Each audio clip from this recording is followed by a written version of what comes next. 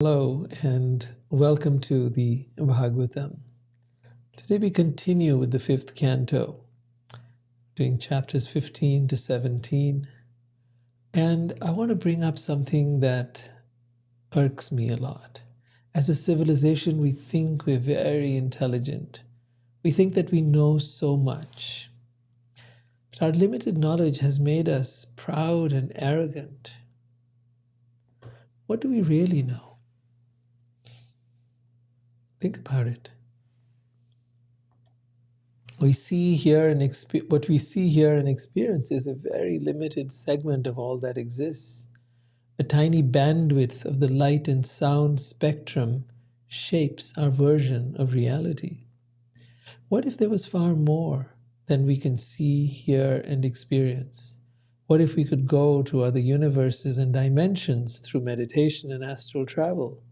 Would anyone believe what we saw and experienced? Probably not.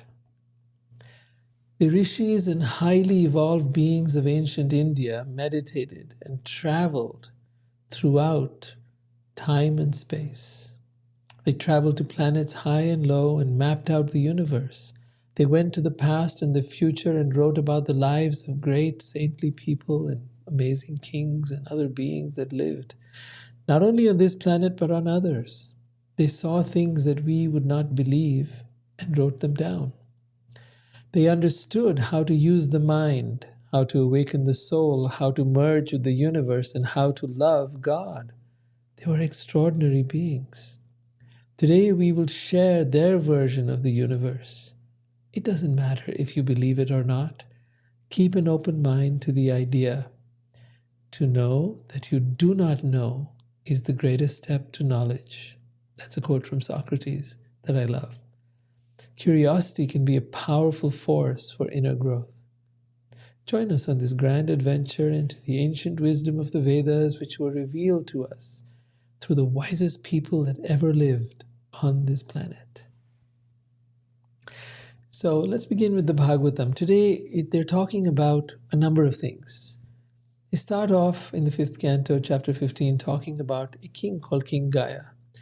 And I think this is relevant because it talks about a kind of leader that we very rarely see in today's time. Leaders with character, leaders with integrity, leaders with strong values, leaders who care about others.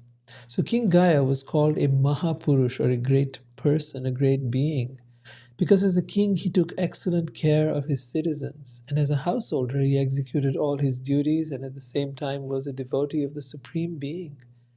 As a king he gave protection. He protected the citizens so that their personal property would not be disturbed by undesirable elements. Think about all the things you look for in your government. About all the things you wish you had. And why is it that it doesn't quite work out that way? Why is it that so often in so many countries of the world, the citizens are taken advantage of? Their taxes are used for wars and other things that are undesirable. Yes, protection is certainly needed, but not the way this country and others have been doing it. Going out and trying to assert their might where there is no need. Anyways, back to King Gaya. Food, he saw that there was sufficient food to feed all the citizens. There weren't any homeless people around wandering in the streets. There weren't people going without the basic necessities of life. Gifts, from time to time, he would distribute gifts to the citizens to satisfy them. Appreciation, he would sometimes call meetings and satisfy the citizens with sweet words. Guidance, he would also give them good instructions on how to become first-class citizens, how to evolve spiritually, and how to be able to get closer to God. Imagine a king doing all of that.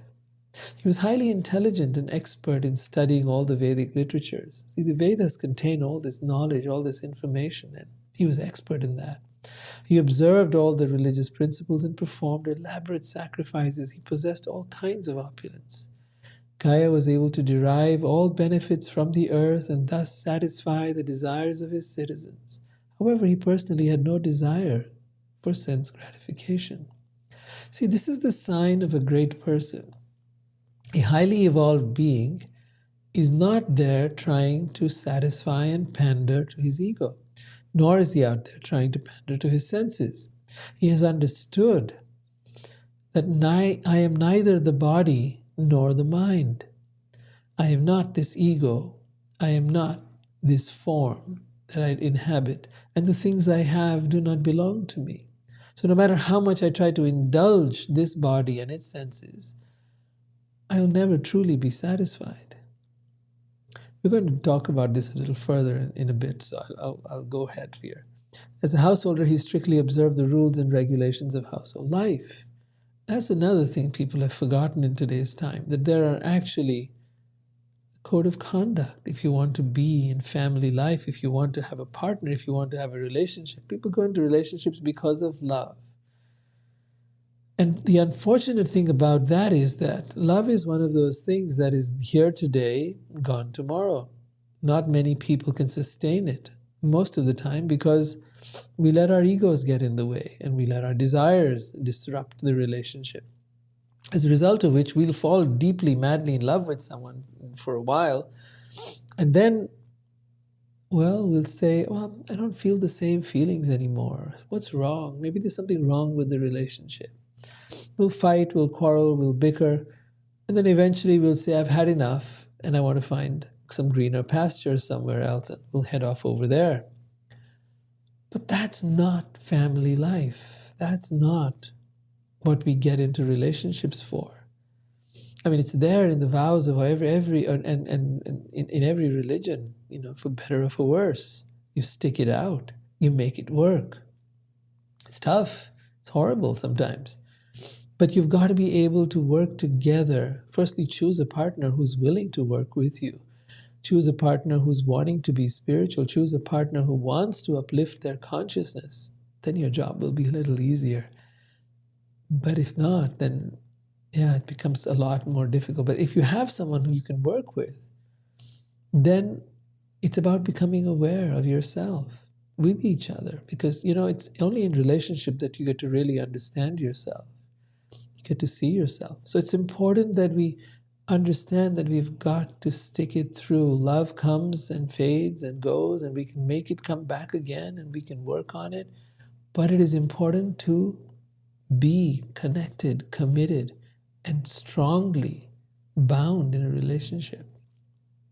So that's what it means here. When you observe the rules and regulations of household life, you can go running around after this one and that one. He was a pure devotee of the Supreme Godhead and was always ready to give respect to others and to engage in the devotional service of the Supreme Being, Vishnu. This is the Bhakti Yoga or the devotional yoga process.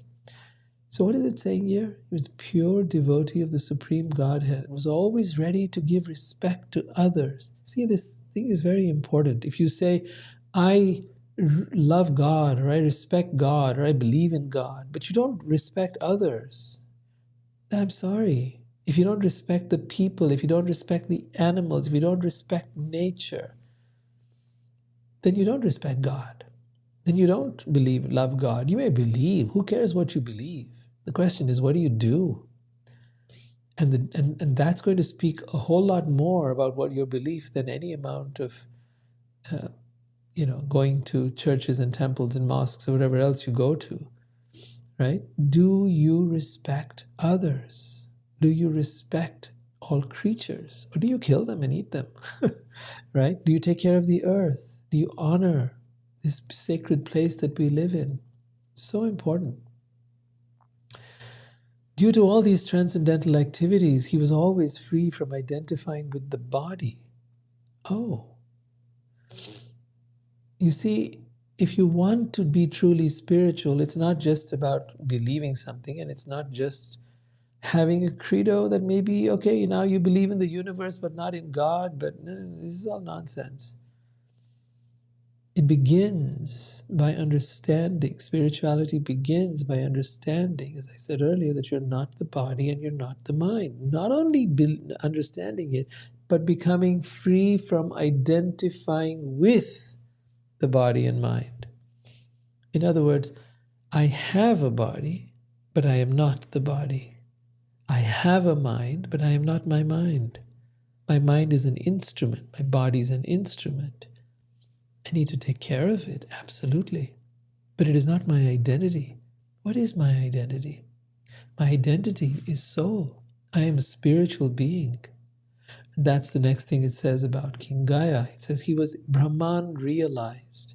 To be Brahman realized is not just self-realized. I mean, to realize the self is the first step, to realize that I'm a soul, I'm a spiritual being, to realize that, like really get it, to become identified with the soul, but also identified with the fact that I come from a cosmos, from a universe, from a God that is everywhere, in everything, in everyone. That is Brahman realized. And of course, to be God realized is to go further, is to have a relationship with the divine, a loving relationship, a relationship that is based on intimacy and based on true love that is not trying to get something out of the other person, but is like, how can I serve you? It's based on devotional service. So he was Brahman realized, and consequently was always jubilant. Notice the symptoms of a person who is truly realized. He did not experience material lamentation. You know, when we lose something, we lament, or someone. We're sad, we're miserable, we're unhappy, we lose money, we lose a house, we lose a car, we lose a loved one, pet, an animal, a human. We become very miserable. We doubt that life has any meaning. We become depressed even. But he did not experience material lamentation. He was always jubilant. Although he was perfect in all respects, he was not proud, nor was he anxious to rule the kingdom. So he was not attached to what he had. He was not attached to power, not attached to fame, not attached to being a king. We need people like this. And we can take inspiration from people like this. And the whole point of reading the Bhagavatam is to learn about people like this and to set a standard for what we need to develop into in our lives as we grow up.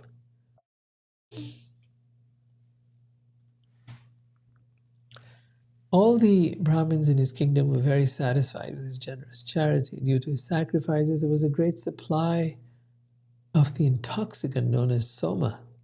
So there was this heavenly intoxicant called soma, and King Indra used to come and become intoxicated by drinking large quantities of this soma ras. The Supreme Godhead Vishnu also came and personally accepted all the sacrifices offered unto him. Then it says something very important. When the Supreme Being is pleased by a person's actions, automatically everyone, the demigods, the humans, the animals, the birds, the bees, creepers, trees, grass, and all other living entities are pleased.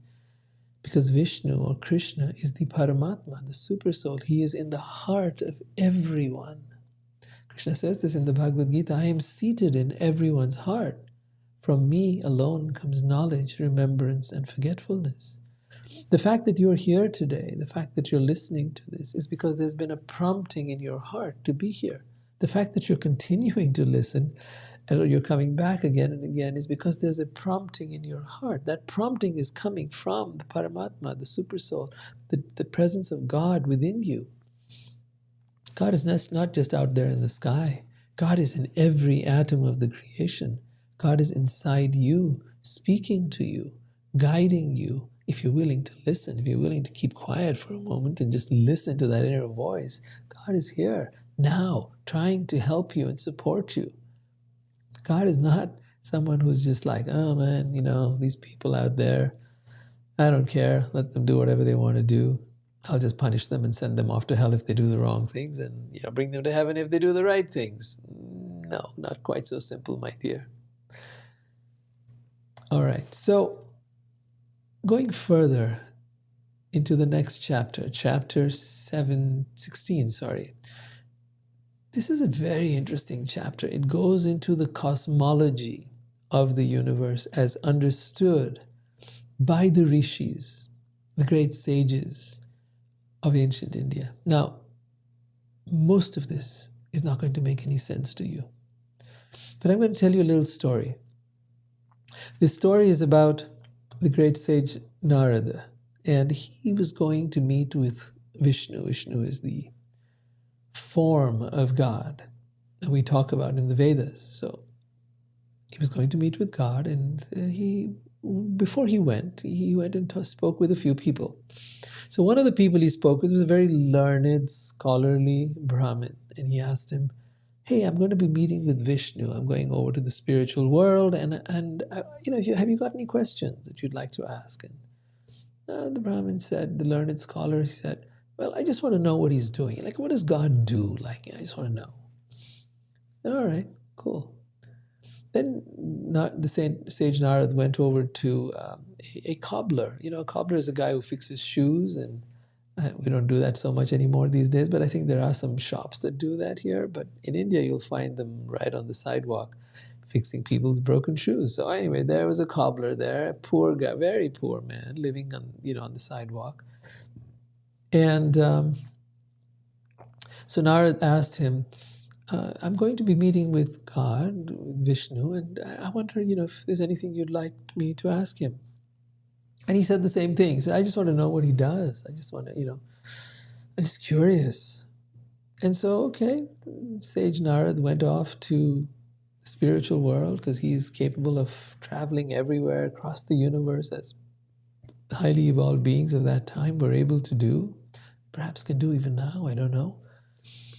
And when he got there, he spoke with Vishnu, and he said, "My dear Lord, please tell me, what should I tell these people? They want to know, what are you doing?" And Vishnu says to Narad, he says, "Tell them that I was putting a camel through the eye of a needle." And so Narad's like, "What? Is that what you want me to tell them?" All right, so anyways, Narad comes back to earth, and he speaks to this learned scholar, and he tells the learned scholar, this is what Vishnu was doing. He was putting a camel through the eye of a needle. And the scholar says, "You're an idiot. You never went anywhere. You just came back with this stupid story. Get out of here. You're bullshitting me. I don't want to hear anything you've got to say." So he drove him out. Then this sage, Narad, went over to meet with the cobbler, the guy who fixes shoes, right? And this poor man, he tells him, "I met with Vishnu, and he was putting a camel through the eye of a needle." And this cobbler started crying in ecstasy, just absolute bliss. He was like, "Oh my goodness, wow, this is so beautiful." And he began to feel and visualize and experience this wonderful possibility. And Narad was perplexed. He was a great sage. He was a wise person. He says, "Why are you so delighted? How do you believe this?"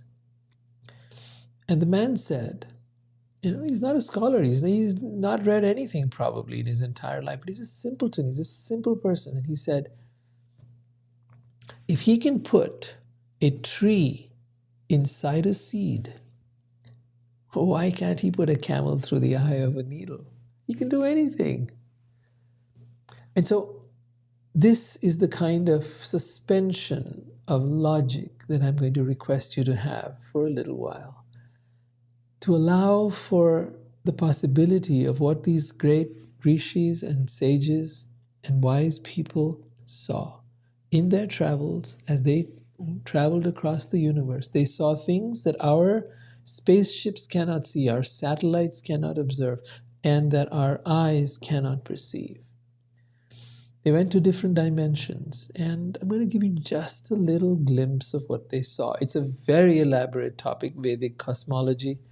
Want to read about it more, there is a lot of information. The Bhagavatam itself has a lot more. I didn't go into all of it because you would get totally confused and lost.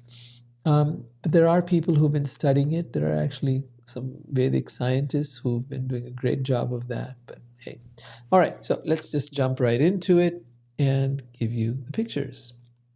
So I'll start off with that. And let's see if I can get it on the screen. There we go. So they talk about the upper planets, the middle planets, and the lower planets. And this entire material world is known to be just a tiny part of the entire creation. If you look beyond the circle that is on top, that's the spiritual world. That is, let's say, 70-80% of the entire creation. All of the universes, all of the galaxies form only a tiny fraction of the entire creation. The rest, the majority of it, is the light, is the universe, is where the divine or God resides. This here is a map of the higher planetary systems. We'll talk about them in just a moment. Brahmalok, Tapalok, Janalok, Maharlok, and Swarlok. And then there is what we call Earth, is called Bhulok. And then there are many other realms around the Earth. And then there are the lower planetary systems. So the Earth is in the middle. And then there are the lower planetary systems, Atallok, Vitallok, Sutallok, Talatal, Rasatal, Mahatal, and Patal. These are three parts: the higher planets, the middle planets, and the lower planets. The higher planets are essentially places where highly evolved beings go.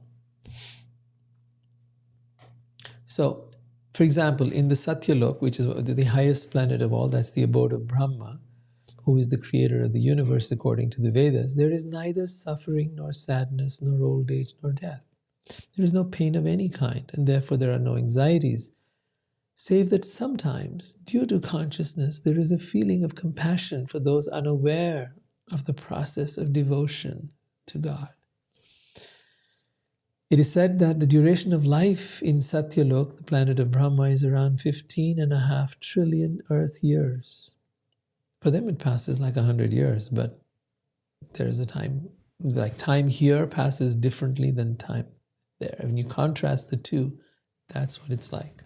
And the distance from the sun to Satyalok is about 2 billion miles.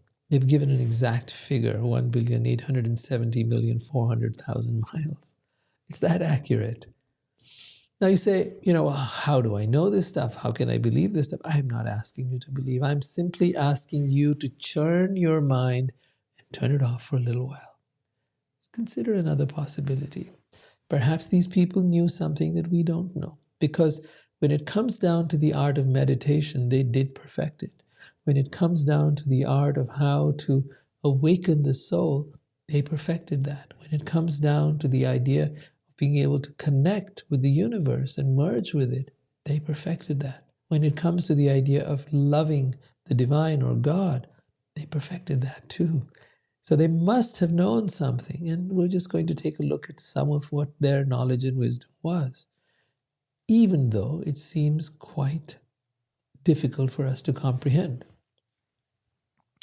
So then below Satyalok is Tapalok. This is the place that people who have performed great and severe penances and austerities go there. And when the material world is annihilated, Tapalok remains untouched. Then there's Janalok, where great saintly persons in the mode of goodness go after they leave this earth. And there they enjoy all kinds of happiness, enjoy a duration of 4.3 billion solar years. And there is Svargalok. This is where people who do pious or good deeds go to. Now the problem with that is, even if you go to a higher planetary system, right, you need sufficient good qualities.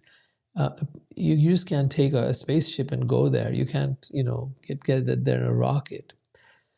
Prabhupada writes, a sinful person or a person who is not devoted to God, a person who is not meditated, is situated in the mode of ignorance and addicted to drinking and meat eating and habits like that, will never enter the higher planets by mechanical means. You just cannot get there. This is something that is transcendent. You can only get there through tremendous spiritual practice. In fact, in the Bhagavad Gita, Krishna says, Kshine punye matyalokam vishanti. When the persons living in the heavenly planets exhaust the results of their pious activities, they return to this earth. So you can only get there through your pious activities, good deeds and so on. But the problem is that once those once that good karma has been exhausted, you come right back here. And you got to deal with this world. In this world, there is an equal amount of suffering and an equal amount of happiness. You get a blend of both. Prabhupada writes in the Bhagavatam, the heavenly places of enjoyment are divided into three groups. Divya Swarg, the celestial heavenly planets, Bhauma Swarg, the heavenly places on earth, and Bila Swarg, the heavenly places found in the lower regions. The heavenly places on earth are the 8 Varshas other than Bharatvarsh. Bharatvarsh is this earth. Outside of this earth, there are 8 other realms where human beings live for 10,000 years according to earthly calculations. All the inhabitants are almost like demigods. They have extremely strong, youthful, and sturdy bodies. Both men and women enjoy sexual union with great pleasure for a long time without getting pregnant. After years of sensual pleasure, when a balance of 1 year of life remains, the woman would conceive a child.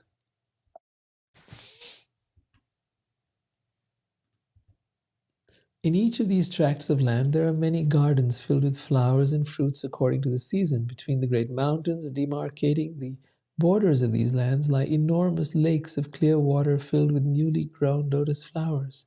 Aquatic birds such as swans, ducks, water chickens, and cranes become greatly excited by the fragrance of lotus flowers, and the charming sound of bumblebees fills the air.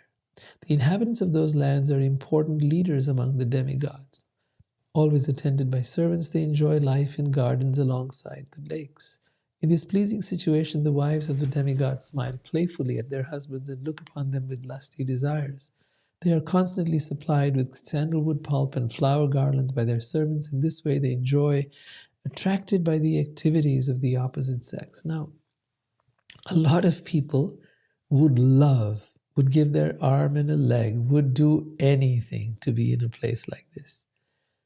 But the truth is, you only get to be in a place like this through your mode of goodness, by being a person who is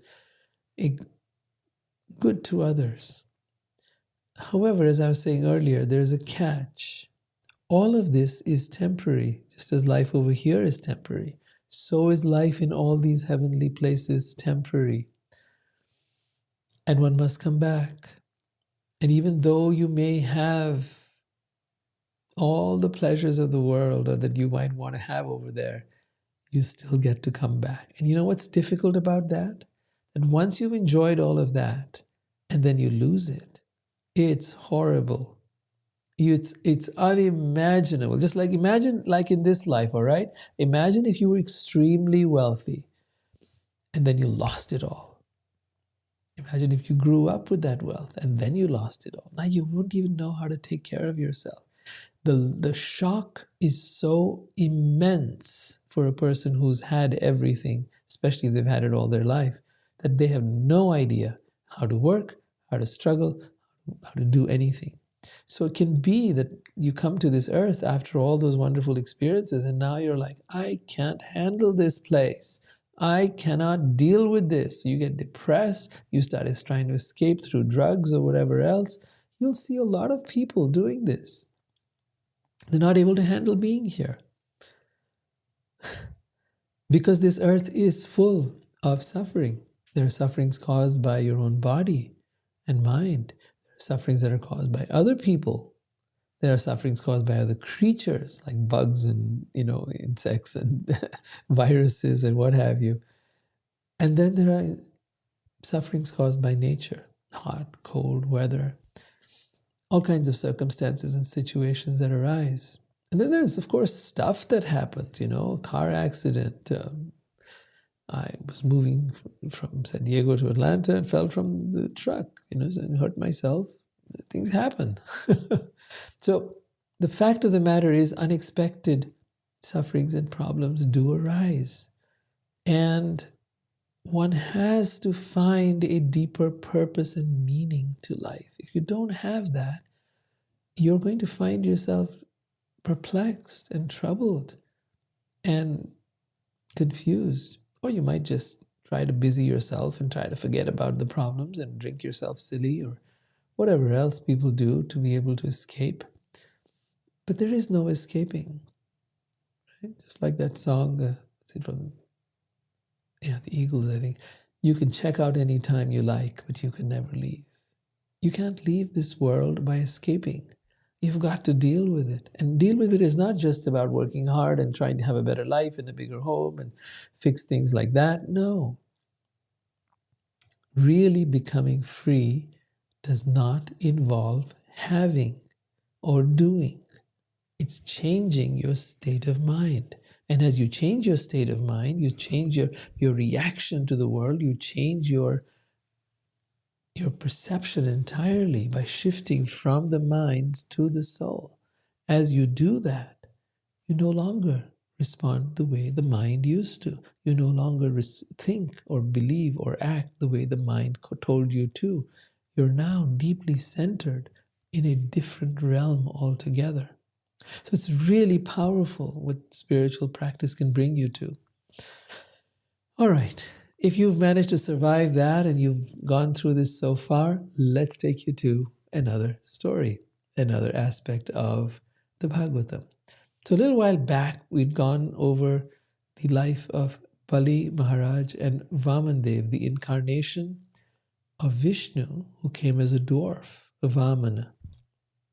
And we're going to touch on this story for a minute because our next part deals with the advent of the river Ganga. So this is Vaman. Vaman was a dwarf who came to meet with Bali, who was a great king.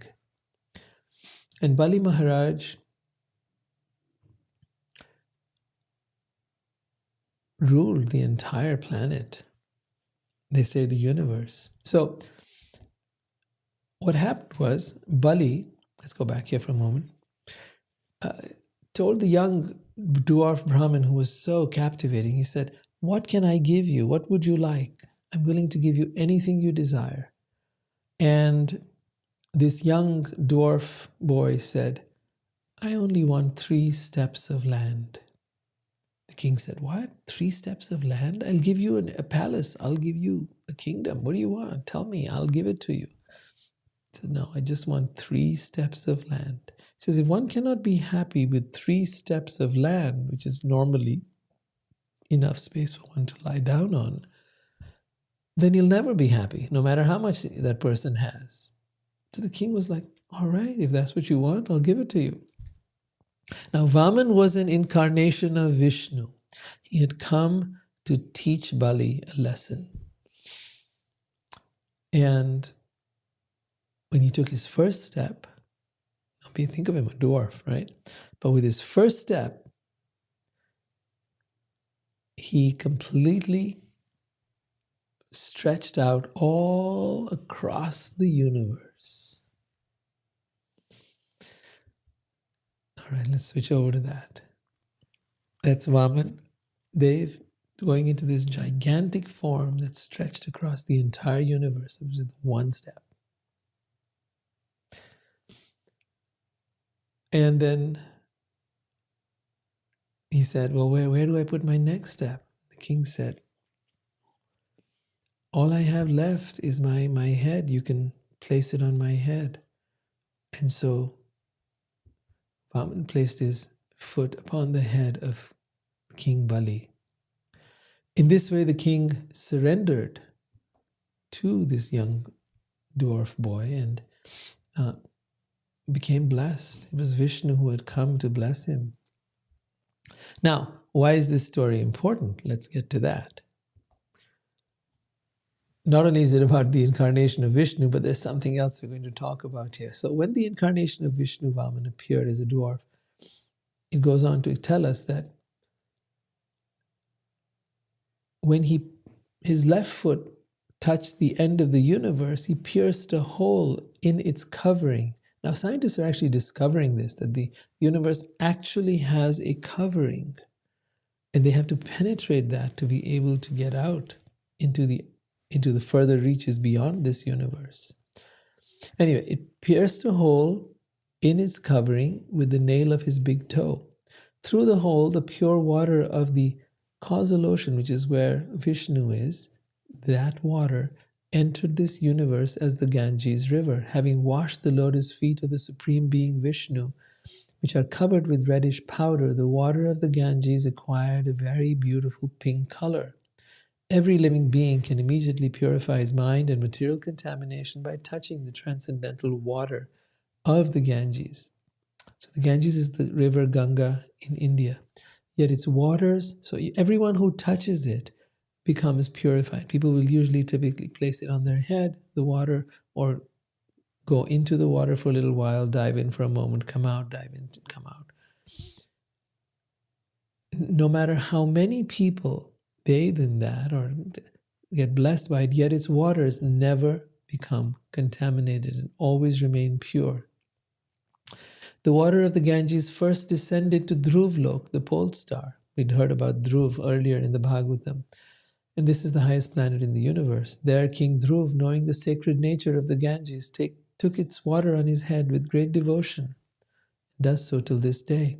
Because he constantly thinks of Krishna very devoutly within the core of his heart, he becomes overcome with ecstatic anxiety. Tears flow from his half-open eyes and eruptions appear on his entire body. These are the symptoms of ecstasy that a pure lover of God experiences. Then the 7 great rishis or sages, Marichi, Vasishta, Atri, and so on, residing on the 7 planets beneath Dhruvlok, they were aware of the influence of the water of the Ganges. To this day, they place the Ganges water on their head and have concluded that this is the ultimate wealth, the perfection of all spiritual practices, and the best means of prosecuting or advancing in transcendental life. The Ganges water is carried through the spaceways of the demigods, and from there it goes to various heavenly planets till it reaches the earth, or Bharatvarsh. From the peaks of the Himalaya mountains, she then flows towards the ocean of salt. Now, of course, before descending here, it is the first person who actually takes the Ganges on his head is Shiva. Shiva is the only one who can slow down that flow of Ganges water. The residents of earth who bathe in this river are fortunate. By bathing in its waters, they can achieve the results obtained by great kings who in the past performed great sacrifices like the Rajasuya and Ashwamedha Yagyas. Now, just to give you a glimpse, this is the pujas that are held on the river Ganges.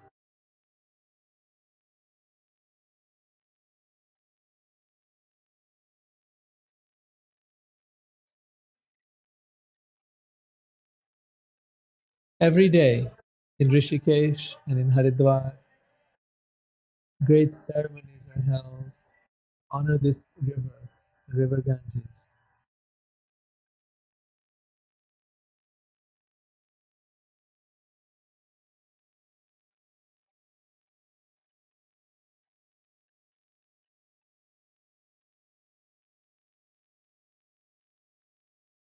All right, so with that, then we come, this is Shiva. We talked about him earlier. And Shiva, if you don't know about him, we'll be talking about him a lot in the Bhagavatam. This is Durga, his wife, Parvati. This is her in a warrior mode. And this is Ganesh. They're all a family. So some people don't know that. They don't know that this is actually the divine family, Shiva, Parvati, and Ganesh. Shiva and Shakti. There are different names for them. So it goes on now, beyond, we talked about the Ganga for a little bit. In the tract of land known as Ilavrit Varsh, the only male person is Shiva, and he is the most powerful of all the devas. He is known as Mahadev. Goddess Durga, his wife, does not like any man to enter that land. If any foolish man dares to do so, she immediately turns him into a woman. This shall be explained further in further chapters. Shiva is always encircled by hundreds and billions of maidservants of Goddess Durga who minister to him. The Supreme Being expands into various incarnations. So now it talks about Vishnu expands into various incarnations, one of whom is Shankarshan. Shiva is aware that Shankarshan is the original cause of his existence, and thus he always meditates upon him in trance. I'm going to read just a little of Shiva's prayers to Vishnu, to the Supreme Being, and then I'll open up for Q&A. Om Namo Bhagavate Mahapurushaya. O Supreme Godhead, I offer my respectful obeisances unto you. You are the reservoir of all transcendental qualities. Although you are unlimited, you remain unmanifest to the non-devotees. You are the only worshipable person, for you are the reservoir of all opulences. Your secure lotus feet are the only source of protection for all your devotees, whom you satisfy by manifesting yourself in various forms.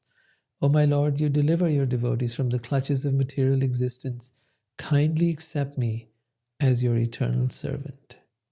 A lot of people think that Shiva is God, but you'll hear from these prayers that Shiva is an expansion of Vishnu and considers himself to be a servant of the divine. That is the mood. He's the most evolved being in the universe outside of God. And he sets the path for all of us to be able to surrender to the divine.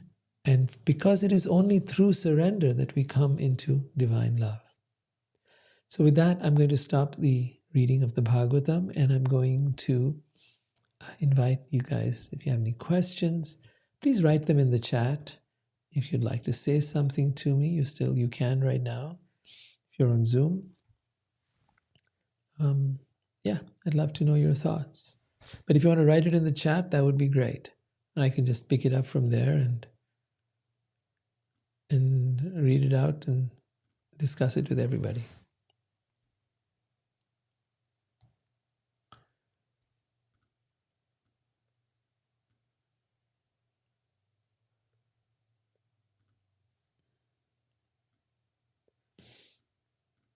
So Silly writes, let's bring it up on screen. These words came to me while listening to you. I am all that I am, omniscient being. As a response to the questions posed tonight, what say you? Absolutely. Once you understand the deeper significance of that, I am all that I am. Think about it. I am all. I am everything. Not me. God, the Supreme Being, is everything. And try to see how that Supreme Being, who you may call consciousness, who you may call the universe, who you may call by any of these names, that's just an impersonal representation. Consider how much more amazing it is when that Supreme Being incarnates, and how much more amazing it is to be in the presence of that divine. What does it feel like? What would it be like? I want you to really open your heart and open your mind, because very often it's difficult for us to conceive something that we do not know. So try to know. The Bhagavatam is now taking us through 5 cantos, talking about various people, talking about various planets, talking about various things, but it's leading us into the 10th canto. This is the 5th we're on. By the time we come to the 10th, we'll go into the Leela of Krishna. You'll begin to understand the nature of the divine. You'll begin to understand that that which is everything also has a form, also has a name, also has wonderful pastimes. That's how you fall in love, when you get to know about someone like that. How do you fall in love with someone who you know nothing about? So the Bhagavatam wants you to know, what are the activities of God? What is the form of God? And why is it so incredibly intoxicating? And some people don't like that word, but so incredibly ecstatic to experience that. It's a kind of ecstasy that nothing in this world can offer you. When you hear about the ecstasies of Chaitanya, of Meera, of so many of these great devotees of Krishna, you begin to understand, oh, there's a whole world out there that I haven't even begun to become aware of.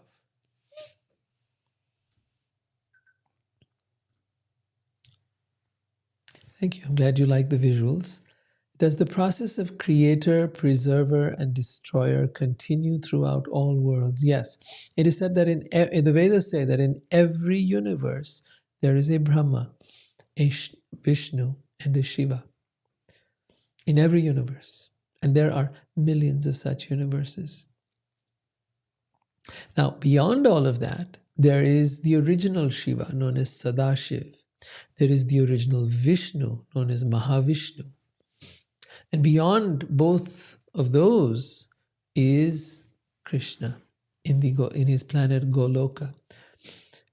It is there that he engages in pastimes with all his devotees, pastimes of love, pastimes of fun and laughter and joy and celebration. And then he comes to this earth to show us what those pastimes are. What is it like to be with God? What is it like to love God? What is it like to have a relationship with the greatest love of all? We all want love, don't we? But what is the greatest love of all? In fact, why is it that we're looking for eternal love? We want love that is forever. We want to feel, right? That song, I want to know what love is. I want you to show me. Only God can show you what is love, true love. Because love, I believe, is an energy that comes through us as a way for bringing us back to God. Because the love we experience in this world is never quite complete. It's never quite what it promises to be. It's more like the mirage in the desert. It looks great, feels great for a little while. And then we get into the struggle. And then it's hard to keep it alive. So the real love is divine love. The real love is love of God. And if you want that, this, my dear, is the path. And what they're doing right now is just opening your mind. As you hear about these different things, your mind is being opened to the possibilities of a world, of a realm beyond your understanding. It's not about believing it. It's just about opening your mind to the possibility.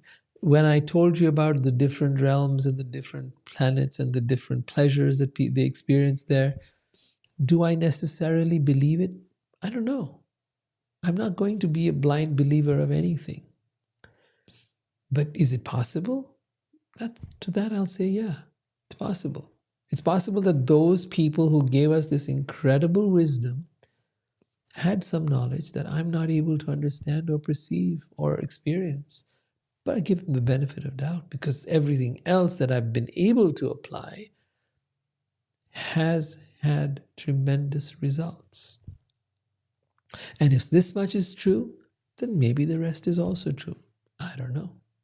And if you could keep a similar attitude, it might be helpful. It might help you be able to continue this path and continue to be skeptical. I have no problem with that. Continue to stay open and skeptical at the same time. It's always good. All right, any more questions? Anybody else? Let me see. We've got the Zoom chat open here. We've got YouTube open. Does anyone have anything else they'd like to know? Feel free to write down in the chat. Later on, if you're watching this, write it in the comments. I'll be glad to answer when I can. I sometimes get busy with life. Sorry if I haven't replied to some of you. All right, then if there's no questions, we shall end for tonight. I want you all to know that next week, Tuesday, I'm going to have a little difficulty being here. I have to take a flight out. Something's come up. And so I would like to prepone our meeting and meet on Monday at the same time instead. I hope that's all right with all of you. Monday next week, just for next week. And then we'll get back onto regular schedule after that. Sorry for all the changes that we've been having and all the disruptions that have been there, but we'll finally get this together. Thank you so much. I'll see you next week, this time on a Monday. Otherwise, your regular meetings are on Tuesday, starting at 7 p.m. Pacific time, 10 p.m. Eastern. And same place. Also, just for next week, all right? Keep that in mind. Monday, write down your calendar or something, because you may be in the habit and you may not realize that the day has changed. So take care, and Hare Krishna, Jai Shri Krishna. See you next week.